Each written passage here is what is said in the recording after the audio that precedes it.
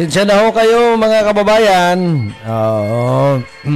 May technical problem kanina. Wala tayong output. Wala tayong... ano sa Tagalog yun, pare ko? Walang lumalabas. Ano? Walang lumalabas. Bakit walang lumalabas? Iwan ko nga baga partner. Puyat dun sa... Puyat sa concert. Concert ka... Wala tuloy si Sir Joey Antonio kanina. Yung ating magiting na taga-subaybay ng ating programang Saktong-Sakto Lang. Sir Joey, sorry po. Medyo nag-ayos po kami din sa station. Ano nga pinag-usapan natin? Yung walang output, walang labas. Yung politiko partner. May mga politiko na seryoso pero catch up ng taong bayan. Marami tayong partner kilala diyan. Diba? Congressman Arnan Panaligan. Seryoso 'yan pero kailanman hindi natalo. Dahil mahal ang taong bayan at pinaniniwalaan. Leader talaga. Pero may mga politiko naman na yung mga tao sawa na doon sa sobrang seryoso. Dahil pag marami ka kasing pangako. Tapos yung mga pangako mo napaka-imposible. Suntok sa hangin. Hindi ka na rin possible. Hindi ka na rin takilikin ng ating mga kababayan. Partner, may mga seryosong at mga suplado pa na nakilala tayong mga politiko. Pero wala na hindi na ganun din partner Hindi na rin kagaya nung dati na sabi nga natin, yung mga nagdaang election dapat wake up call na sa kanila yon. Baguhin naman ang estilo. Kung handang maglingkod sa taong bayan, handang maging leader hanggang maging... Parang nadala na yung dala na rin yung mamamayan dahil dala na. Panahon ni Digong. Nadadalhin niya ang watawat ng Pilipinas, sasakay siya sa jet ski, dadalhin sa Sparkly Island. Di ba? Si Cayetano naman, yung 10,000 pesos bawat pamilya. Si Alan. Wala na rin yun. Wala na yun. Pero yan yung mga pambubudol nilang mga political word. Si BBM, yung Team Unity is 20 pesos per kilo ng bigas. Na hindi naman nangyari. Kamatis pala ang nag 20 pesos per pieces. Dito sa Oriental Mindoro, ang ipinapangako ni ng isang kakandidatong Vice Governor yung pabababain daw ang singil ng presyo ng per kilowatt hour na singil ng Ormeco. Sa kuryente. Sabihin salita, ayusin daw ang kapalpakan di umano ng Ormeco. Yung mga ganyang kaya sabi nga natin, mukhang hindi kakagatin ng mamamayan tapos magtatayo daw ng airport dyan sa Puerto Galera. Kahapon, nagdatingan yung bill sa kuryente. Nakakasiguro tayo dito, nakamot na naman sa tuktok ang mga mamamayang Mendoreño nito. Kasi partner, ang taas pa rin. Hindi ko alam kung sa konsumo, hindi ko naman nakita masyado yung konsumo namin Pero mas tumaas. Yung binabanggit natin kahapon na may deduction na, sabi mo, kulang-kulang 1 peso. Mukhang doon sa lado nung sa aming babayaran, mas tumaas. Kaya titinan ko din kung ilang kilowatt hour ang nagamit namin, ha? Magandang umaga muna kay... Magandang umaga. Kay Cecil Portesa. Magandang morning po sa inyo. Another talakayan, pakikinggan ng sambayanan. Saktong-sakto lang. Maraming salamat kay Idol Cecil Portesa ng Barangay Camilmil, Calapan City. At syempre kay Konsehal Gerald Navarro Oliver ng Bagong Pook, partner. Morning po. Good morning po. Good morning. Ngayon, yung mga ganang uri ng pangako, ng politiko, mas magaling pang hindi ka na magsalita. Babati ka lang na Happy Fiesta. Kay Kunsel Elmer De Castro. Magandang umaga po kay Kunsel Lakad ng Socorro Oriental. Kasi isa pare ko, sabi nga natin, pag ipapangako mo, kailangan magbago. Dapat magbago ho ng estilo itong kakandidatong ito. Kasi kung ipapangako mo, ang kagandahan ng Ormeco ho, sa mga butante, mga taga Mindoro. Ibig sabihin, gagamitin mong propaganda. Gagamitin mong campaign na strategy yung Ormeco. Mahihirapan. Sisimplang ka dyan. Sisimplang ka dyan. Kasi, naging sekretaryo na ng Department of Energy. Yung tiyuhin niya, si Secretary Alcosi. At naging general manager yung tiyuhin pa niyang isa, si Mayor Bert Mendoza ho ng Ormeco. At maging itong taong ito, nanungkulan din ito parang direktor o basta't may kaugnayan din sa NIA o DOE, wala naman kayong nagawang maganda.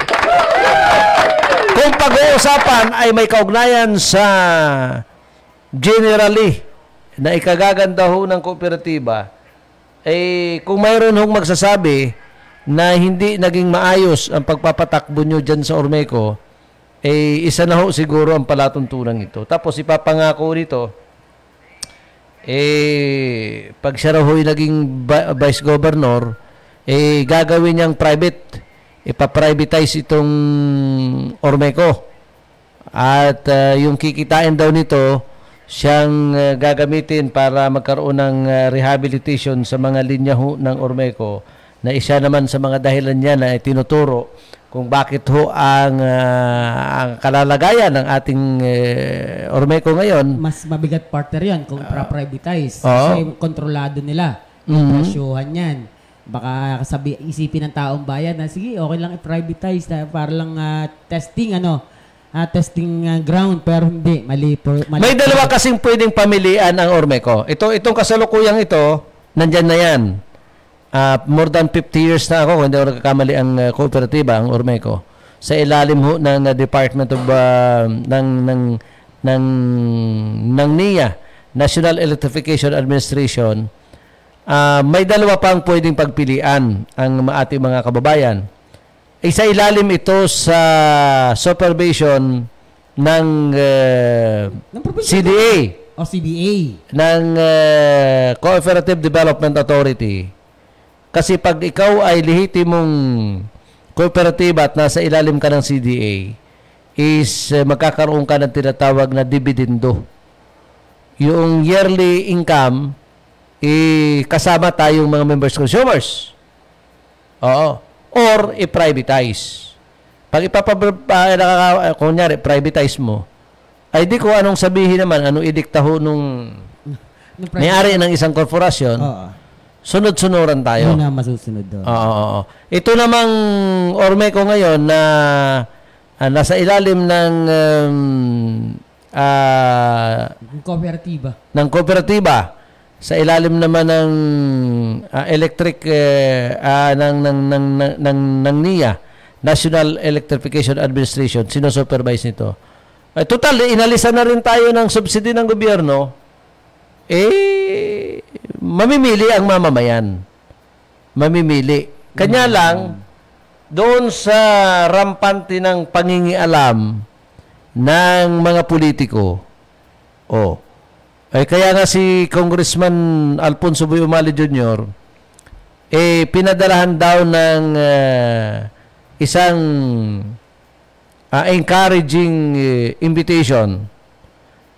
Ibig sabihin, ini-encourage na magpalabas ng isang message nung nagdaang anibersaryo ng kooperatiba.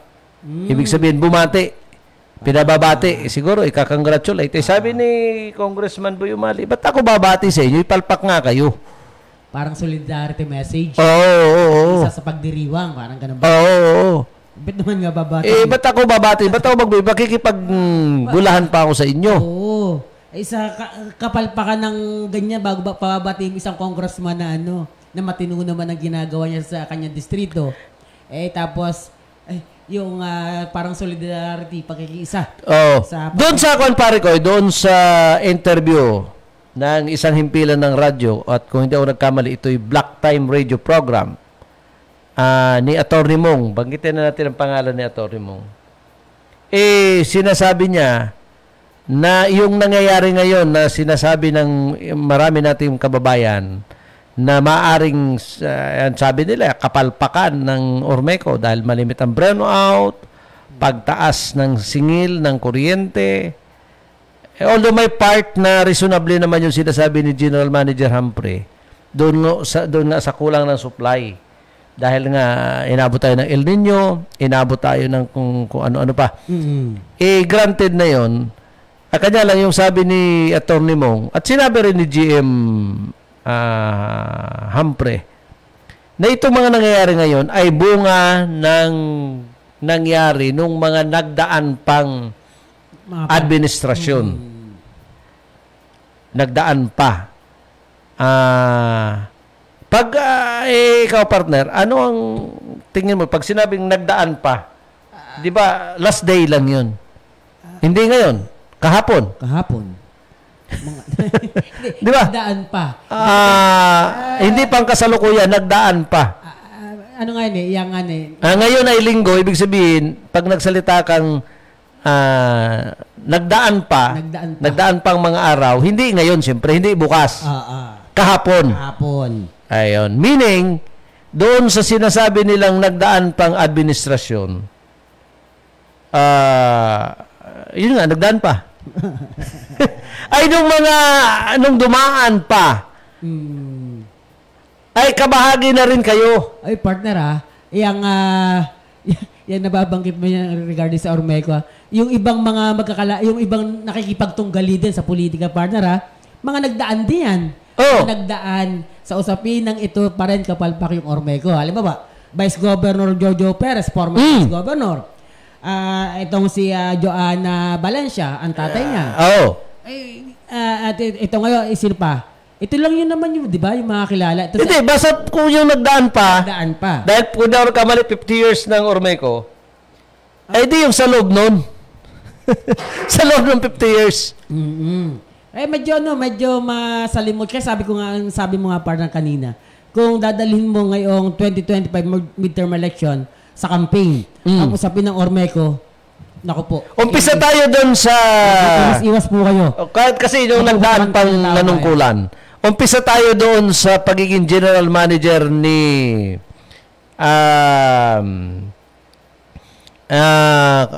after ni Kwasay, si Madriaga. Panahon ni General Manager Madriaga, ang pagdating sa political... partner, bago ka lumaot diyan kay Madriaga. Good morning po na po. Good morning kay Kapitana Rowena Bonilla Malyaring ng Barangay Lumang Bayan. Magandang umaga, Ted. At sana'y lagi kang ligtas at pagaling. Alam ko medyo may mayroong konting kapagaling ka, Ted, at sana'y lagi kang ligtas. At syempre kay Sir Rodel Hinabe ng Barangay Bangkuro. Good morning po. At sana'y nandiyan ka na sa Bangkuro, Nauhan. Sige, balik tayo doon, partner. Dito kay Madriaga. Panahon ni Madriaga, ang mga nanungkulan sa politika, RGB na. Governor. Congressman ay Ato Libiste. Ang mayor noon, Arnan Panaligan. Dito lang sa kung lang yan. Ang governor, RGB, Congressman Ato Libiste, Mayor Arnan Panaligan. Panahon ni Madriaga. Ang sumunod ay si Romy Kwasay. Romy na ba? O itong si Hindi pa ba si Mendoza? Ay, hindi pa. Dito pa si Mendoza. Romy Quasay. The Romy Quasay, ang governor noon, parang kung daw kamali, inabot pa ni namayapang Governor Bart Marsigan at ni Arnan C. Panaligan. Ako hindi ako nagkakamali. And then parang sa first term ni Boy Umali, after ni Arnan, is Boy Umali, parang nanungkulan pa si Quasay. And then nag-retired. Ang sumunod ay Romeo Quasay to partner, Romeo Quasay. Romeo Quasay. Ang sumunod ay Patrocinio Panagsagan. Yung naging controversial na general manager. Ang governor niyan ay Boy Umali, ang congressman ay Doy Liachon sa first district at ang congressman second district si Aryu Ray Umali. Tapos ang governor si Boy Umali. Okay. After ni Panagsagan, dahil nagkakaso na patanggal sa pwesto, may umupong taga-nasyonal at umupo bilang acting general manager na. Itong tiyuhin nga ni Atty. Mong de la Puente na si Bert Mendoza. Okay, ang governor niyan ay si Boy Umali pa rin, Doy Liachon, and then after ni Boy, ni Mayor Bert, ito na si Humphrey Dolor.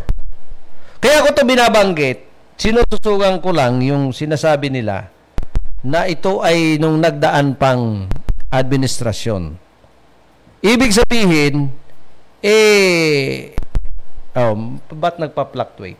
Dahil ba sa kuryente o trip? Biblink. Ibig sabihin,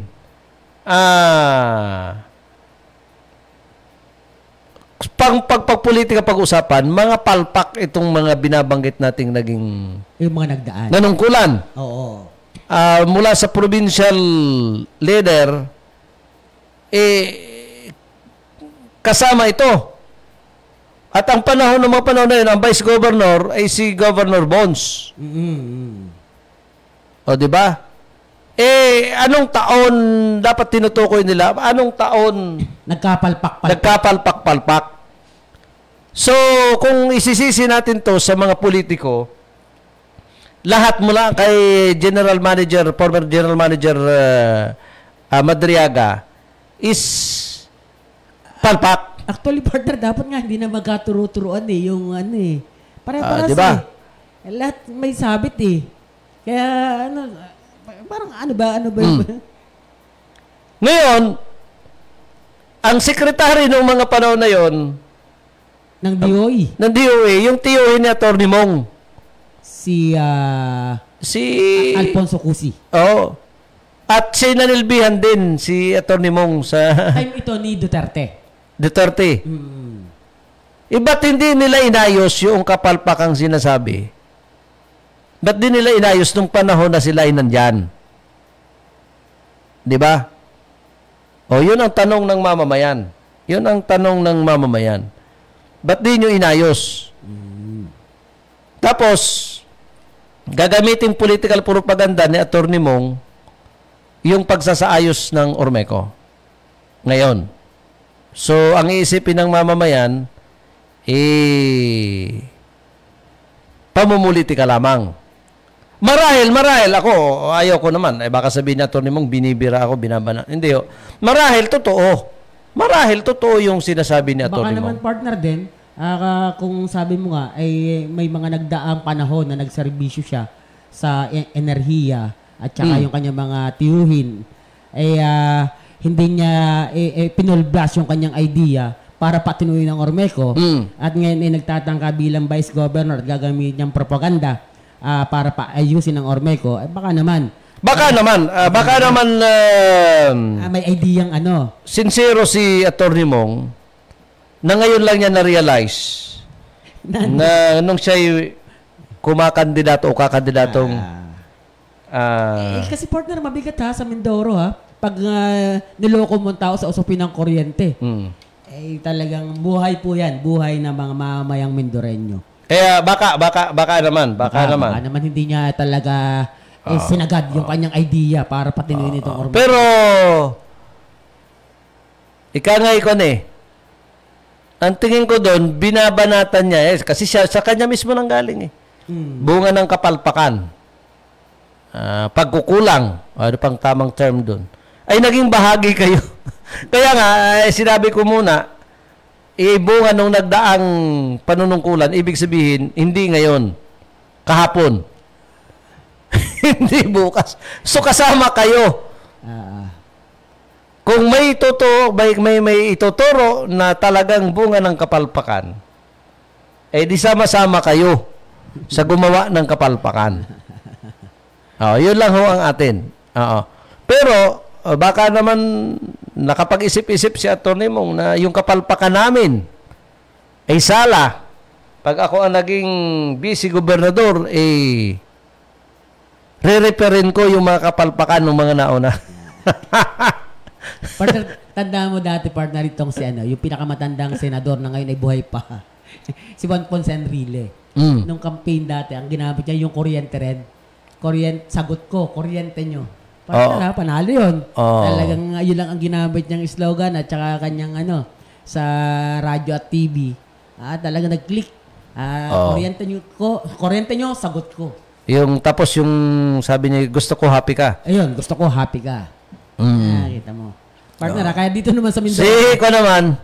Si Lito Lapid, sumayaw lang. Hindi, si Bong. Bong Revilla. Budots lang yun, partner. Budots. Oo, budots. Yun lang, kaya pala tayong nasayaw lang palang budots. Si Kuan, ganun din si Vice Jojo, nung unang kampanya niya. Totoy Bibo yun, partner. Totoy Bibo. Talo man din. Dito lang? Di ka tinalo ni EJ Falcon. Yung post ni Kabisi sa group chat, nabasa ko. Si Kwan daw pala, ayon sa kanya, si EJ Falcon ang main author doon sa ordinansa tungkol sa Armorac. Yung pag-aalis. Pagmina ng Armorac. Tinatanggi nilang pagmina kasi yung natural daw yun, yung ibabaw lang. Pero partner alam mo yung sinasabi ni Mayor Ina dati, di yung mga Armorac. Pabor siya. Pabor siya dun ang kanya parang risky sa mga trabahador at saka sa mga mamayan dahil baka gumuho. Ngayon, kung gagawin niyang kalsada o farm to market road, bakit hindi natin alsin yung mga Armorac? Hindi, ito na, nandiyan na tayo. Okay. May ordinansa na. Almost 2 years na. May inaalis na bang Armorac? Wala pa, partner. Hindi pa. Partner, meron na sa Pola. Inaalis na? Oo. Hindi na, itinatabi. Hindi, partner, sinasakay sa parang tinatabi pa lang. Ibig sabihin, gumagana yung batas. Meron na. Meron na. At kung bakit siguro minamadali nga yung batas na yun, kung sino pa sinong author, si Vice Governor Falcon. Para siguro magkaroon lang siya ng accomplishment sa kanyang isang term. Pero I think din natin, partner, kasi yung partner, yung sinasabi mo nga dating eco-rack nga, ang mention mo dati, economic rack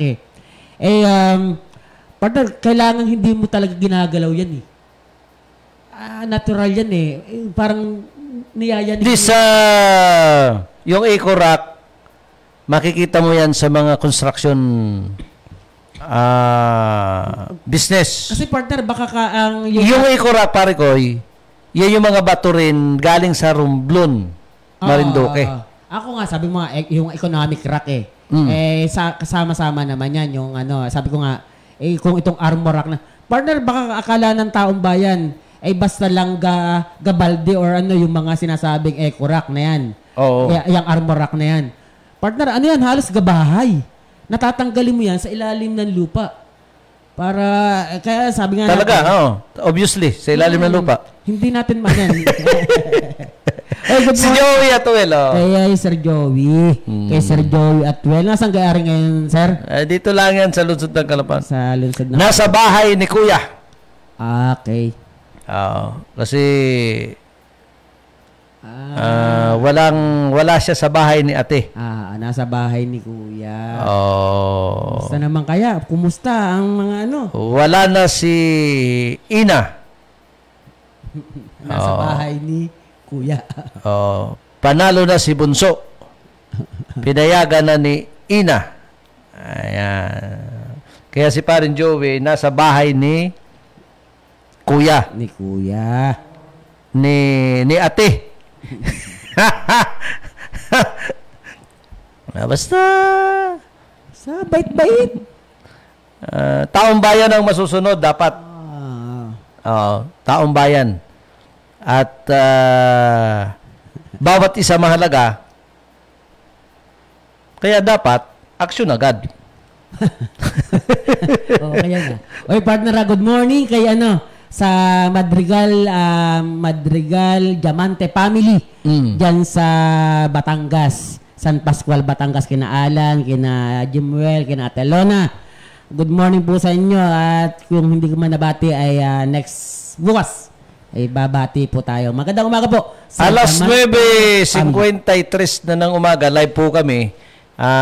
Overtime kami ni kasamang Omar. Total walang kasunod sa nagkaroon tayo ng kuwan kanina. Technical problem. Technical province. Technical problem. Tuloy-tuloy tayo sa ating palatuntunan at naging makontroversial hanggang ngayon. Hindi pa natatapos yung palitan ng kuro-kuro at haka-haka at yung saan, partner? Suka ni kagalang-galang Mayor Malo Flores Murillo dito ho sa lungsod ng Calapan. At araw ho ng Martes, partner, talk of the town. Yung naging issue, yung patutsada. Kahapon tinalakay natin to. Yun naman yung katotohanan. Siyempre, sabi nga natin, yung may taga Victoria nag-comment sa atin na sabi ko, may binasa kami, galing ito sa SP. Anong SP? Sa MBS. Parang sabi ko, hindi, SP kay Office of the Vice Mayor. Hindi kaya yan ay hindi kaya MBS yan. MBS daw ang nagpadala noong press statement. Sabi hindi, nasa amin na may seal ng Office of the Vice Mayor ng Calapan City. Pakinggan niya yung binabasa. Parang ang banabanggit nga, yan din naman yung reservasyon noon pa. Paki-shout out mga GBI Calapan City. Ongoing ang community service sa barangay Bangkatan, Bako, Oriental Mindoro. Good morning po kayo dyan. Good morning po kayo. Magandang umaga po sa inyo. PGBI. Partner, yan atang Bangkatan, Bako. Guardians. Yung binaha, Yung malatinding binaha din dyan. Wala namang sa Mindoro, may mga binaha, yung natural, yung hindi masasabing... Partner, ikaw, may balita ka na ba? Nalift na ba ang state of calamity? Wala pa. Mindoro. Ng ilang mga bayan sa Mindoro. Ako, hindi ko alam kung tinanggal na ba. Wala pa. Calamity fund ba ay nakuha na para ba ipamudmod sa mga biktima ng baha. Nga partner ng inahan natin.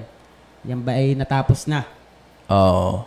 Ay, yung kasi yung lagi natin binabanggit, yung pagdeklara ng state of calamity, kapangyarihan ay binibigay sa alkalde para magamit yung calamity fund. Calamity fund. Oo, kasi ito na sinasabi natin, sa bawat sintimo na gagastahin ng nanunungkulan sa gobyerno, sa pamahalaan, kahit sa barangay, ay may kaakibat na resolusyon or ordinansa na magpapahintulot sa pinakang mataas na elected official sa inyong lugar para gastahin ang pera. Ngayon, kapag nandiyan na ang pera at binigyan na kayo ng authority ng mga elected official tulad nyo, nasa inyo na po ang bola kung paano nyo to isushoot Paano nyo to ipagagawa? Paano nyo to gagastahin? Base doon sa mga legal na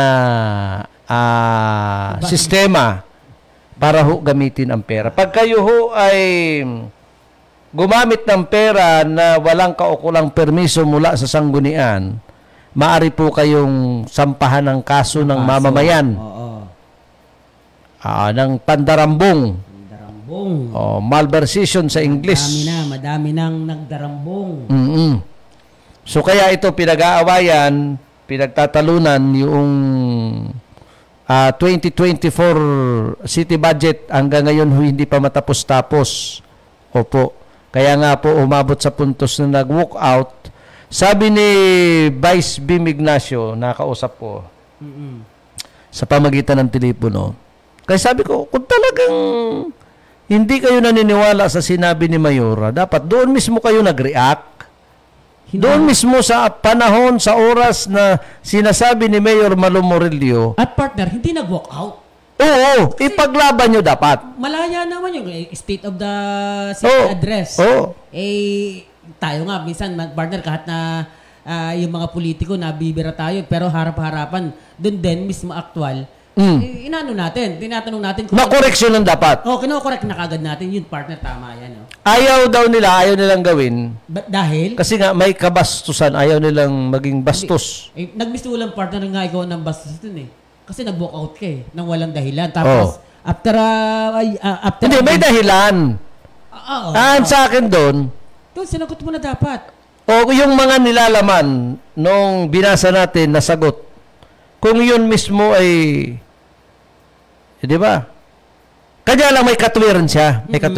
Hindi ko lang alam, partner. Partner, yun yung sinasabi natin. Sabi mo nga, hindi rin naman ako nanudat na pumutok na lamang yung gartong balita.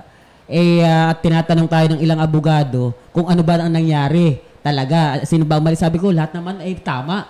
At lahat naman yung mga yan ay hindi magsasalita nang walang ebidensya. Yun naman yan mga yan. Alangan naman na hearsay na lang yung mga yan. Good morning pare kay Sir Marcon.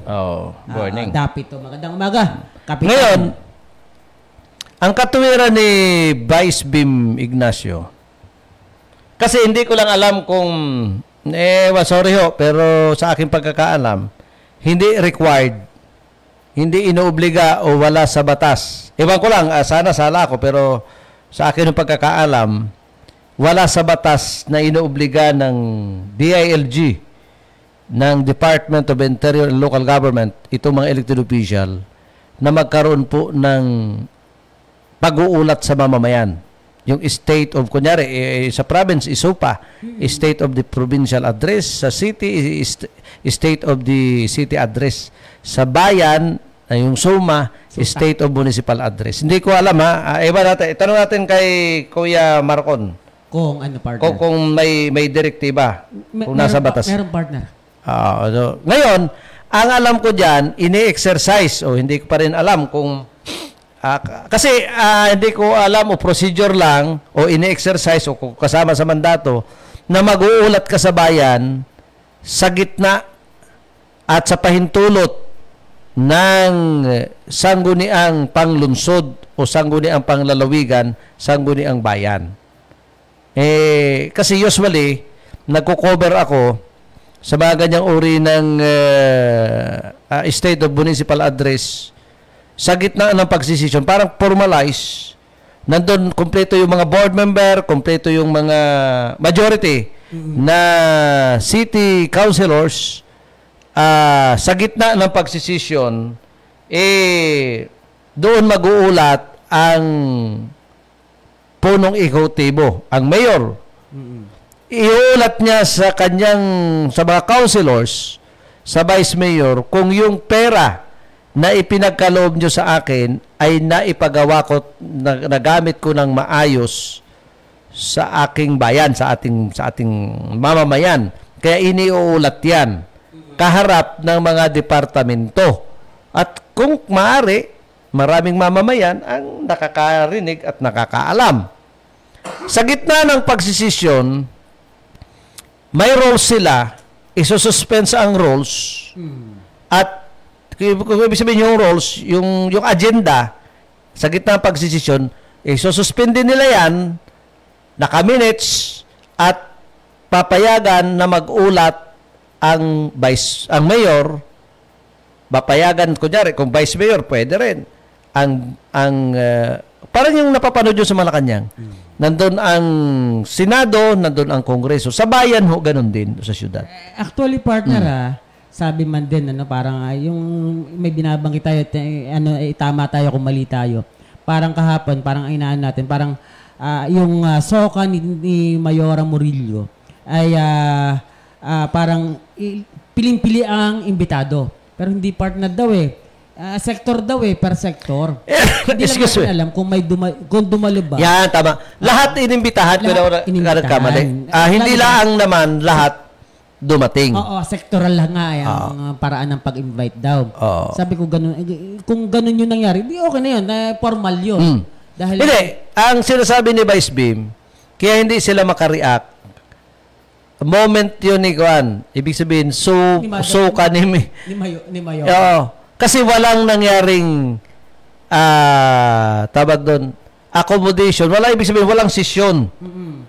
Kasi kung yun daw ay dumaan sa formal, yung ini-exercise na sa gitna ng pagsisesyon, isosuspend sa ang roles, i-accommodate yung si Mayor. Yung partner yung ginawa niya, ni Vice Mayor Bim. Yung ulat din sa bayan, ulat sa lungsod, yung sa kanyang accomplishment. Ano yun? Okay din yun. Yung mga ganun. Kasi kung ikaw ay lingkod bayan, kahit pa anong katungkulan mo sa lipunan, kailangan mo mag-ulat. Kung nangyari daw yun, yung sinasabi ko na i-accommodate sa gitna ng pagsisisyon, parang legally may karapatan silang sitahin si Mayor doon sa sinasabi nila na sa tingin nila ay foul. May foul. Sa kanilang personal na pamantayan, legally or politically. Kaya isa-isa raw silang nag-walk out kasi ayaw nilang mambastos doon sa event ni Mayor. O, isa yan sa mga katwiran ni Vice Bim Ignacio. Yun na nga yung sitwasyon Pero yung sasabihin ayaw nila mambastos. Pero binastos, kung ang piling may binastos ka, bet doon. Kailangan mo, yun na yung magandang channel araw para isagutin yung lahat ng binabato. Pero sige, tingnan natin. Kanya-kanya namang 40 partner yan Kanya-kanya deliberasyon yan kung saan sila. Pero ang sinasabi nga natin, kung yung sinasabing pagrespeto, hindi na pagrespeto. Tsaka kung okay. Ang sinasabi ron, iyon yung mga dahilan kung bakit hindi daw di umano na ibibigay ng naturang alkalde yung mga ipinangakong project, makabuluhang project sa mamamayan. Ngayon, sa tingin ko, kung magaling kang alkalde, hindi aabot sa ganong sistema. Diba? Kasi alam mong kailangan mo ang sanggunian, bakit umabot sa puntos na iisa na lamang ang kaalyado mong konsyal? Meaning, may problema. Diba? May problema. Bakit? Kaalyado mo na umalis sa'yo. So, may nakikita tayo diyang politika. Hindi lang siguro politika yan. Anyway, partner, sabi mo nga, ayoko. Ang isang bata sa loob ng tahanan, isang anak sa loob ng tahanan, umaalis yan kahit matured na o hindi pa. Kapag may mga kagustuhang hinihingi sa magulang, ay nagre-rebelde yung bata. Kala ko, partner, gusto na magsarili. Ay, di kasama na yun. Ay, dapat. So may mga hiningi, tapos kunyari, yung magulang ay magarbo. Magkano? Magkano yung travel expenses? Parang 30 million? 3 million ata yung travel expenses. Tingnan mo dun sa, parang 30 million ba? 3 million lang, partner. 3 million? Hindi. Tingnan mo dyan. Legal allowance ang binawasan ng mataas sa travel. representation expenses. Hindi rin po yata nabanggit na kasama sa binawasan ng budget ng SP para ilagay ang mga nangangailangan sektor ay ang travel expenses ng Office of the Mayor na nagkakahalaga ng 3 million at kanyang representation expenses na nagkakahalaga ng 4 na milyon. Meron pa pong 2.3 million na illegal transportation allowance. Partner, ha? Illegal. Oh. Paano naging illegal yun, partner? Yung 2.3 million. Oo nga. 3 lang. 3 plus 2.5 plus may kung ba? May 4. Oo. Di 7. 7, 9. 9.3. Oo. Kasama yung sinasabing illegal. Oo. Yung 2.3 million illegal. Illegal, partner, nandito, ha? Illegal transportation allowance. Yung sinasabing illegal ho, hindi sa amin ang galing. Oh, dito, nakasulat ito. Doon ho yun sa Press statement nila. Oo. Malaki. Malaki, partner, yung ano. Hindi, Pero alam mo, partner, ako... Ano yan, yearly? Hindi, partner. Oh. Kasi ito yung budget ito eh. Annual budget, yearly budget ba ito? Annual budget na ito. Pero partner, ako okay na ako dun sa yung sinasabi dati na kailangan may prioritization, may dapat unahin na mga proyekto at yung mga project na hindi naman kaagad kailangan ng mamamayan ay ipahuli natin, bawasan natin ang budget. Okay ako dun eh. Kung alin yung pangangailangan talaga ng tao, yun ang unahin natin. Pahinga ko doon. Pero yung, ito nga yan nagkagipitan na. Kaya hindi daw So yan yung yan sinasabi ko sa'yo kanina. Yan yung mga kadahilanan. Bukod sa politika, isa yun sa mga kadahilanan kung bakit. Partner ako, kita ko parang napupolitika na agad eh. Ito yung problema natin eh. Tagal-tagal na nitong budget na ito at ito nga, bumutok na naman. Nagsasapar niya, sabi nga natin, nagsasapar niya, taong bayan. Paano? Ang tagal na niyan. Dapat yan, naaayos eh. Hindi yan, kawawa ang taong bayan dito, partner. Naghihintay eh. Naghihintay ng proyekto, naghihintay ng buwis ang taong bayan, partner. Kaya ang labanan dyan, ngayong eleksyon. Oo. Kailangan mayroong majority ng kunsyal, kita mo, itong kay Governor Bones, bangayan sila dyan ng bangayan na panahon ni Vice Governor Jojo Perez. Majority board member ay kay Jojo. Oh. Nakaproblema sila dyan sa budget. Ganyan din ang kwento. Halos ganyan din sa probinsya. Kasi halos part na tama ka.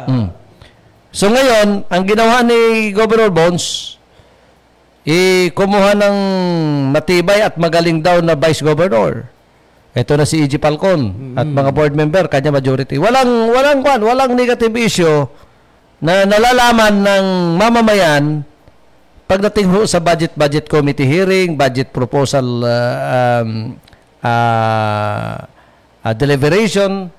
So kaya ito challenge kay Mayor Malo. Sino ang yung Vice Mayor? Sino ang yung mga konsyal? Hanggang ngayon, hindi pa makabuo ng isang team si Mayor Malo sa 2025 election. October, filing na. August na.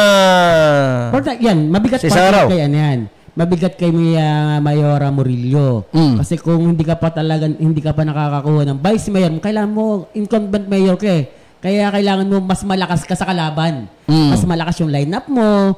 At kung kakayanin mo, piling-pili ang iyong mga kasama sa iyong partido. Pero, tingnan natin, how many month pa, partner? 2.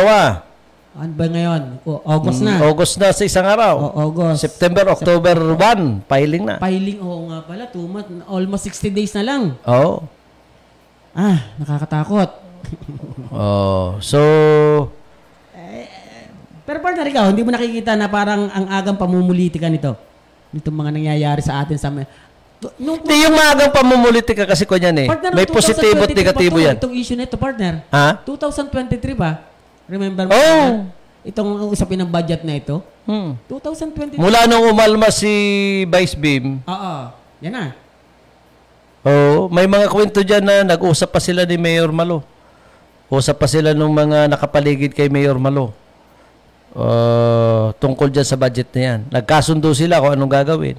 Pagtaliko daw ni Vice Bim, may mga marites na kisyo hinaharang, kisyo ganito, kisyo ganito. Kaya nag-decide na ika ako na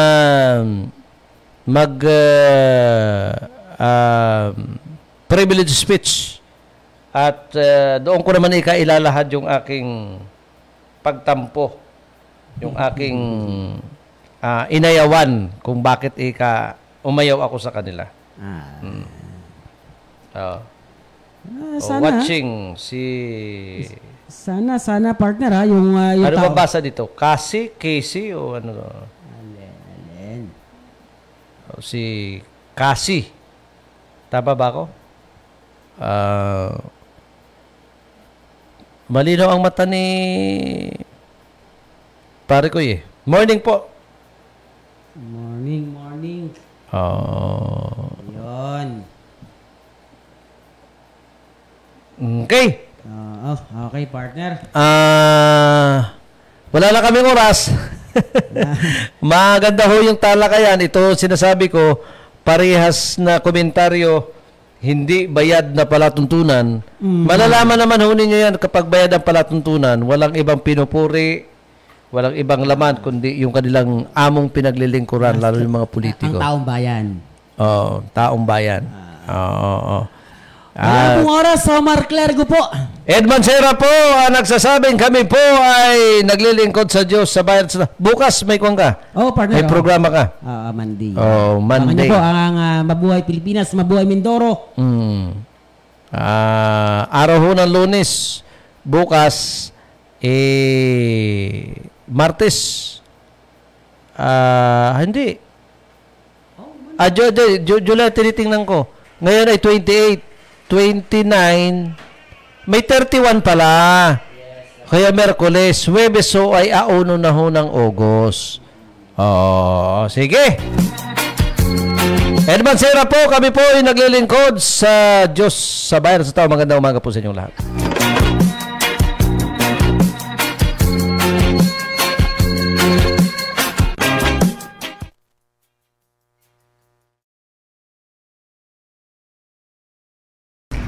Non-life insurance, ang coverage po namin is surety bond, comprehensive, casualty insurance, marine, engineering, microinsurance, and personal accident.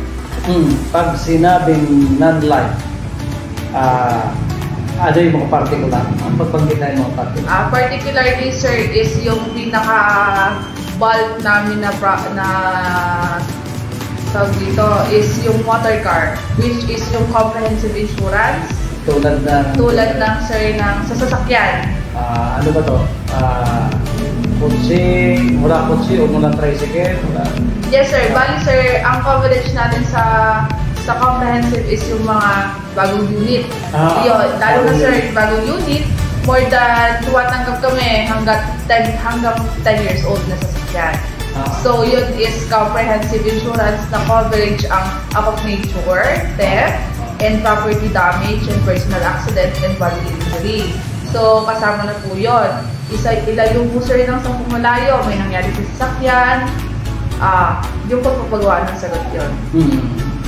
May nabangga tayo, sagot yun. Lalo ngayon, hindi naman uso, pero maraming na aksidente sa kalsada. Yes, sir. Pag walang insurance, di sir, talo na. Talo na tayo, lalo na sir kung naka-mortgage. Tuloy yung bayad natin, tapos paano kung sira na ito, total right yung sasakyan? Wala na tayo pang pinabangan. Kaya sir, mahalaga na may insurance. Yes, sir. Mahalaga po talaga. Kasi sir, tulad nun sir, kunwari, nakabangga tayo, tapos papagawa natin yung unit, sagot natin yun. Tapos mali tayo. So, kung nasaan pa ka, sagot natin yun. Sagot natin yung pagpapagawa ng kabilang unit. Pero hindi 100%? 100% sir. 100%? Yes sir. Kasi kung ano po yung ng kasa, may mga accredited kasa tayo dito sa Calapan. Kung ano po, basta kasa sir, then tama yung price nila, lalo na kung accredited. So, Sagot sir, that's deductible. So, ang company nyo may accredited na shop sa Kalapan? Yes, sir. Ang accredited shop natin, sir, ay Toyota, Isuzu, tsaka itong si Tamaraw Auto Garage. Yes po. Kasi ang problema sa iba, pag walang accredited na shop, yes po, nilalabas pa sa Kalapan, yes, kaya minsan po. yung iba, sa labas na rin kami kukuha. Yes po. Ganun. Pero ngayon, huwag na silang mag-worry. Huwag na silang mag-worry, sir, kasi yung X-Tag naman, yung Tamaraw, kahit anong unit, ina-accept nila. Basta galing dito sa atin. Yes po. Yung sinasabing marine insurance, sir. Yes po. particular sa amin. Marine, sir, pag kasi meron tayong cargo. Cargo kasi more on yung sa marine, sir, Tulad, sir, yung mga unit na mga 1 million, yung mga software, yung mga generator. Pag kasi point to point, kunwari Manila to Visayas, kailangan ng marine yun, sir. Yun, Pag sir, iba biyahe. Pag iba biyahe, sir. Yung voyage nun, naka-covered sa amin. Yun ay during the Transportation. After ng transportation, wala na. Wala na, sir. Kasi yun, sir, ay marine, nilayo po ng 10 malayo, sabi nga namin sa insurance, pag na-hijack, pag na lumubog si barko, na surog si sasakyan, covered po namin yun. Yung mismong item lang, sir, habang marine. Pero yung sinasakyan is hindi. Hindi. Tapos yung tao. Yung tao, sir, hindi yun. Kasi panibagong insurance. panibagong. Yung ang tao naman natin, sir, pumapasok tayo sa personal accident. Kunyari, item, dadalhin sa kabila ng insurance, siyempre may tao, may kuyo. Hindi po, sir. Hindi po sagot namin yung mismong item lang, sir. Yes po. More on kasi, sir, dito yung mga software, yung mga IT, yung malalaking nila, yung mga genset, yun, sir. Yan po. Yung fire insurance naman. Fire insurance, sir, is si bahay. Bahay, building, fire insurance. Kung magkano yan, sir, kaya natin insure yan. Bali, sir, pag nasunog, earthquake, yung tamaan ng kidlat, nasunog, yan, sir. Sa Mindoro ba may mga nagpapa-insure ng mga building? Yes, sir. Meron kami yung mga bahay. Meron kami, sir, kasi dito naka-insurance, pero yung unit nila nasa Manila. Dito lang kinukuha? Yes, sir. Kasi kahit saan po kami, basta po, dito lang sila kumukuha. Yung mga personal accident? Ang personal accident naman natin, sir, pumapasok yan kasi katulad yan, sir, group accident yan. Bali, sir, ang coverage niyan is 50,000 to 100,000. Depende yan, sir. Meron kaming bagong product na Pinoy Life. Ito, sir, is kahit anong sektor ng trabaho pwede natin i-cover. Pagsasaka, pangingisda, lahat po. Basta kung may samahan kayo, sir, more than 10, pwede tayong pumasok. Ito ang bagong ikilikator ngayon na? Yes po. Alpa? Yes po. Pinoy Life, sir, yan. Kayo ang mamimili kung magkano yung coverage, sir. Yan, sir. Pwede natin siya i-tie up sa mga... Ito kasi, sir, is tina-tie up namin sa CTPN. Alam niyo, sir, yung parang sa LTO, di ba pag nire-release na tayo, kailangan natin ng CTPN or yung third party liability. Ang third party liability is pag lang may nabangga tayo. Yun lang po yung sagot. Pero kung ikaw, driver ka, kailangan mo to. Kasi covered ka kung meron kang Pinoy Life. Magkano na dyan sa Pinoy? Bali, sir, ito, sir, is mura lang to, sir. Nasa 300 pesos lang per year. Per year? Yes po, per year ito. Tapos, sir, kung nga rin yung 300, nasa 10,000 lang ang coverage. Ang coverage. Pero pwede kami mag-cover hanggang 1 million, pero tataas yung premium natin. Paglaki ng cover ng member, yes, member, paglaki rin ng beneficyo. Yes, sir. Kayo po ang mamimili kung ano po yung gusto niyo. So, tapos yung 300, Yung 300 minimum, one-time payment. Yung one-time payment, 300 pesos. 1 year lang yun, sir. Kunyari ako ay simpleng mamamayan driver. Yes po. O mangingisda. Yes po. Gusto kong ma-assurance may insurance ako. Punta lang ako dito, bayad ako ng 300, so covered ako ng malito. Yes, sir. Ano mangyari sa akin? Yes, sir. Mahulog ka sa barko, mahulog ka sa ganito. Meron kasi, sir, kasi yung tulad, sir, sa third party nga, sa CTPN, lang yun kung napakita. Pag nahulog ka sa asawa mo, sa Anyway, papatawa lang kami. Ito ang problema sa mga insurance. Hindi man sa inyo, pero very common. Na kapag mag-claim, yun ang problema. May mga insurance, kapag nag-claim ka na, pahirapan. Sir. So, dito sa inyo. Sir, kasi, ayan yung number na buwan namin sinasabi. Magpasa po kayo ng kumpleto para mabilis natin ano yung insurance. Doon pa lang ang problema kasi, Opo. isang halimbawa, hindi sa panlira, pero totoo. Pag-ibig, SSS, yung mga government insurance, tanggap sila ng kliyente. Kulang ng dokumento. Pag mag-claim ka na ho, nakaw ang hirap, pahihirapan ka, hindi baga doon pa lang sa pag-apply is cleared na. So kayo, sa pag-apply pa lang, yung mga documents cleared na. Para hindi mahirapan. Yes po. Kasi sir, comprehensive kasi namin sir, mga requirements yan, simple lang yan. Pag naipasok na po yan namin maayos, kaya natin yung mga 3 weeks. 3 weeks kasi sir, meron pa tayo dun sa mag-aano si team officer. Kaya 3 weeks yung pag-claim? Opo, kasama na lahat yung check, everything. Tapos tayo sa 3 weeks. Matagal na sir natin siguro is 1 month. Opo, kasi sir, sa totoo, nasa kliyente kung paano mapapabilis ang claims. Kasi sir, wala kang ORCR. Kasi yung number 1 kasing claims namin dito sir is comprehensive.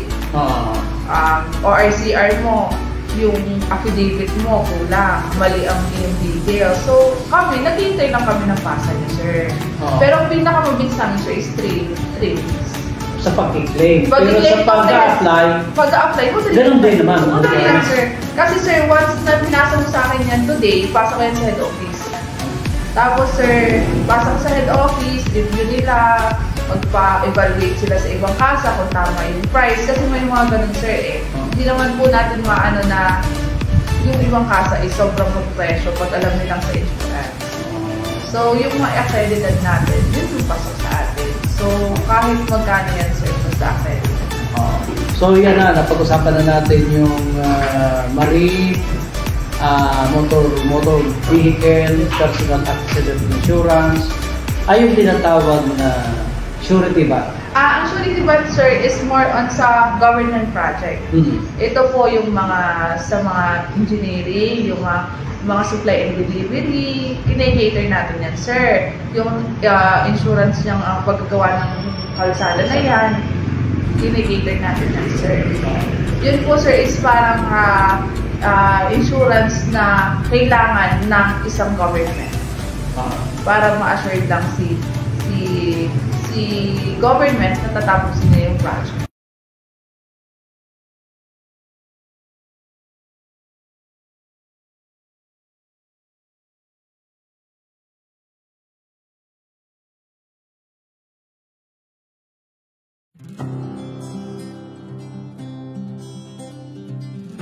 Precision, accuracy, and mastery are 3 most important ingredients of success. And with just the right amount of supervised craftsmanship, honed in adequate maturity, comes the strong will of our graduates, perfectly matched to man the industry workforce demands and requirements.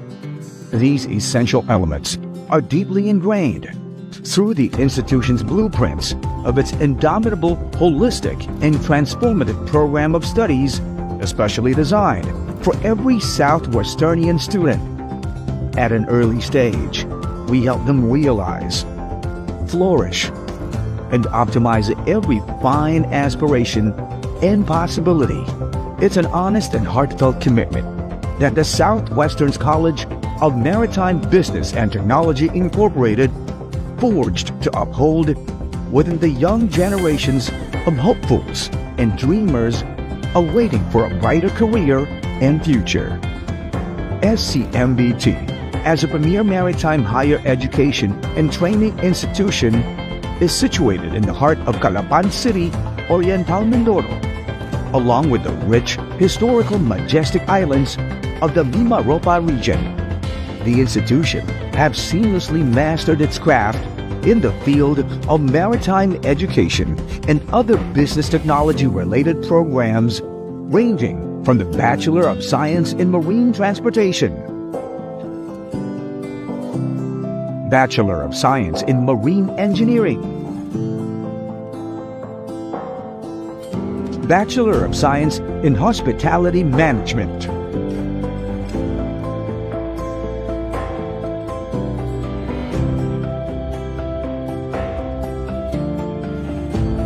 Bachelor of Science in Tourism Management,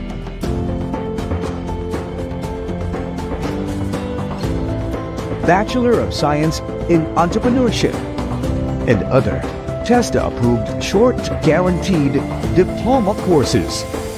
With its adept understanding and expertise in various technical, strategical, and operational management, along with its thriving number of stakeholders and industry partners, SCMBT has been creating treacherous piles of waves through its globally competitive and world-class maritime and business professionals currently charting their respective careers all over the globe. Additional programs of the SCMBT has also taken great pride by deliberately leading and introducing new heights into tertiary programs within the region, driven by the arising influx and demand on fast-paced technology, calls for super users and tech gurus, so we can make sure to bring innovation reach far within the South. The Bachelors of Science in Multimedia Arts and Bachelors of Science in Information Systems are the new additions to the programs at SCMBT. It will surely capture the interest of today's savvy generation, with firm emphasis on knowledge, skills, and strategies on multimedia designs and development, up to managing software services, database, web solutions, and as well as simple data network.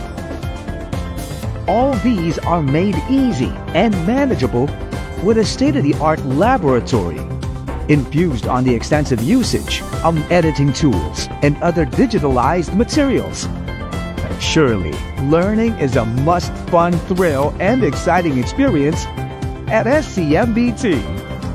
Aiming for progress and striving for purpose, the institution champions academic excellence and transformative development for competent and responsible citizenship. At Southwestern, we help you discover and develop your full potentials, preparing you to become industry ready to face a challenging world ahead of you. So be equipped with the so-called distinctive Southwesternians skills, confidence, values, and discipline. Set your journey through success and let us be your compass in achieving your dreams and ambitions. Welcome aboard at Southwestern.